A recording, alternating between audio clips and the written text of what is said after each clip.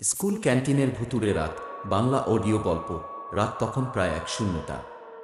School ক্যান্টিনের ভেতর থেকে কেমন যেন একটা শব্দ ভেসে আসছে। রাত্রি পাহারাদার রফিক মিয়া একটু চিন্তায় পড়ে গেলেন। তার তো মনে হচ্ছে এই ক্যান্টিনের দরজা বন্ধ করে গেছেন তিনি।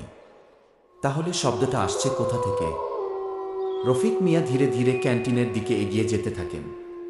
চারদিকে নীরবতা, কেবল নিজের পদক্ষেপের শব্দ ছাড়া আর কিছুই শোনা যাচ্ছে না। হাতের টর্চের আলোতে ক্যান্টিনের জানালাটা স্পষ্ট দেখতে পেলেন তিনি। অন্ধকারে কেমন যেন একটা শীতল অনুভূতি তার শরীরে বয়ে গেল।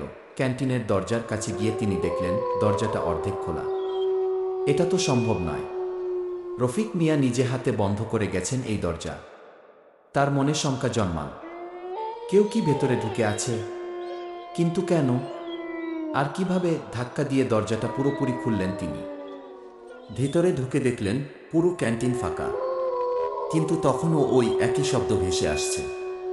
রফিক মিয়া খুঁজতে থাকলেন শব্দের উৎস। হঠাৎ ক্যান্টিনের কোনায় রাখা পুরনো ফ্রিজটা অদ্ভুতভাবে কাঁপতে শুরু করল। রফিক মিয়া আরও কাছে গিয়ে দেখলেন ফ্রিজের উপরের দরজাটা আস্তে আস্তে খুলছে। তার শরীর ঠান্ডা হয়ে গেল। এতদিন এই ফ্রিজটা নষ্ট হয়ে পড়েছিল, হঠাৎ এমন কাজ করতে শুরু করেছে কেন? ফ্রিজের ভেতরটা দেখতে টর্চের আলো ফেললেন তিনি, কিন্তু কিছুই দেখা গেল না। ঠিক তখনই পেছন থেকে এক চিল্লানো শব্দ শোনা গেল। রফিক মিয়া হঠাৎ ঘুরে দাঁড়ালেন। তার চোখের সামনে যা দেখা দিল সেটা তিনি কোনোদিন ভুলতে পারবেন না। একটি সাদা কাপড় পরা ছায়ামূর্তি, লম্বা চুলে ঢাকা মুখ, আর তার হাতের আঙুলগুলো ছিল ভীষণ লম্বা। রফিক মিয়া স্থির হয়ে দাঁড়িয়ে রইলেন।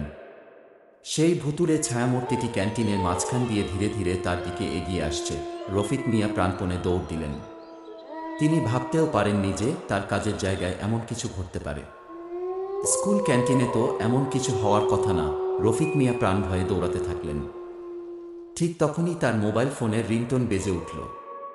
তিনি থামতে বাধ্য হলেন। দ্রুত ফোনটি বের করে দেখলেন স্কুলের হেডমাস্টারের ফোন। দেরি না করে তিনি ফোন ধরলেন। রফিক, তুমি কোথায়? হেডমাস্টারের কণ্ঠে উদ্বেগের সুর।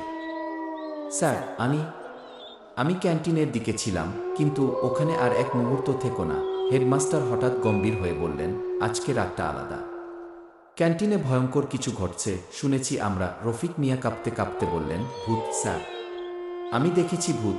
হেডমাস্টার আর কিছু না বলে ফোনটা কেটে দিলেন। রফিক মিয়া আর দাঁড়াতে পারলেন না। তার পায়ে যেন শক্তি নেই। কিন্তু তিনি বুঝলেন এখান থেকে পালিয়ে যাওয়াই এখন তার একমাত্র উপায়। তিনি দৌড়াতে দৌড়াতে স্কুলের গেটের দিকে ছুটলেন। কিন্তু মনে হলো যেন গেটটা আরও দূরে সরে যাচ্ছে। শেষে এক সময় রফিক মিয়া অজ্ঞান হয়ে মাটিতে লুটিয়ে পড়লেন। পরের দিন সকালে স্কুলের ছাত্রছাত্রীরা যখন ক্যান্টিনের সামনে এসে দাঁড়াল, তখন তারা দেখতে পেল রফিক মিয়া ক্যান্টিনের মেঝেতে অজ্ঞান অবস্থায় পড়ে আছেন। পাশে একটা খোলা ফ্রিজ, আর দরজায় লম্বা লম্বা আঙুলের দাগ। এরকম হরর স্টোরি আরও শুনতে হলে লাইক, কমেন্ট, সাবস্ক্রাইব করে পাশে থাকুন। ধন্যবাদ।